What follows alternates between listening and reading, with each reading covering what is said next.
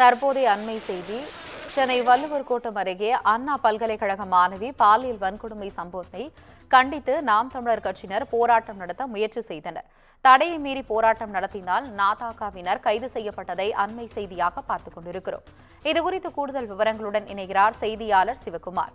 வணக்கம் சிவகுமார், விவரங்களை சொல்லுங்க.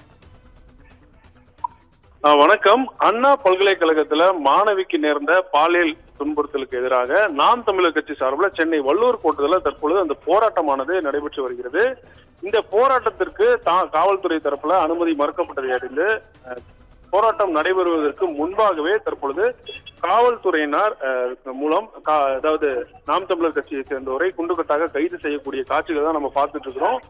அதாவது இந்த வள்ளுவர் கோட்டத்துல இந்த நாம் தமிழர் கட்சி சார்பில் தமிழ்நாடு அரசுக்கு எதிராக அறிவிக்கப்பட்டிருந்த இந்த போராட்டத்திற்கு நாம் தமிழர் கட்சியினுடைய ஒருங்கிணைப்பாளர் சீமான் அவர்கள் கலந்து கொண்டு அவருடைய தலைமையில இந்த போராட்டமானது நடத்தப்படும் என்று அறிவிக்கப்பட்டிருந்தது.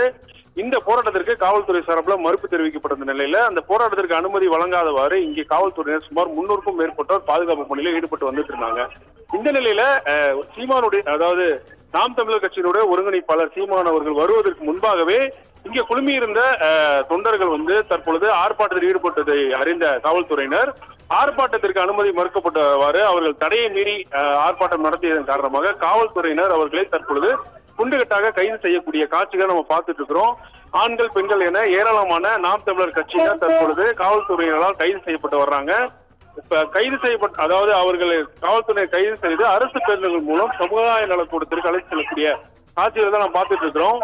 கைது செய்யப்படக்கூடிய நாம் தமிழர் கட்சியினர் தமிழ்நாடு அரசு ஒரு அராஜக போக்கை கடைபிடித்து வருவதாகவும் பெண்களுக்கு பாதுகாப்பு இல்லாத ஒரு சூழ்நிலையை தமிழ்நாடு அரசு உருவாக்கி இருப்பதாகவும் அதற்கு எடுத்துக்காட்டாக தற்பொழுது இந்த போராட்டத்திற்கு அனுமதி மறுக்கப்படுவது மிகவும் கண்டிக்கத்தக்கது என்பதும் அந்த வகையில தற்பொழுது அதாவது போராட்டத்தில் ஈடுபடக்கூடியவர்கள் தெரிவித்து வர்றாங்க. குறிப்பா பெண்கள், ஏராளமான பெண்கள் இந்த போராட்டத்தில் கலந்து கொண்டு அவர்கள் காவல்துறையினரால் கைது செய்யப்படுறாங்க. அவர்கள் அதாவது நமக்கு செய்தியில சொன்னவாறு அவர்கள் தொடர்ந்து இந்த பெண்களுக்கான வன்புணர்வானது தொடர்ந்து ஈடுபடுத்தப்பட்டு வருகிறது.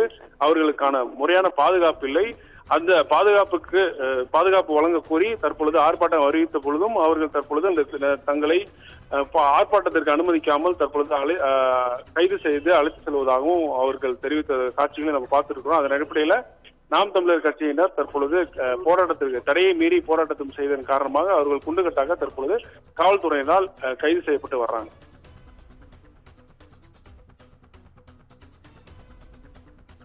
விவரங்களுக்கு நன்றி சிவகுமார்.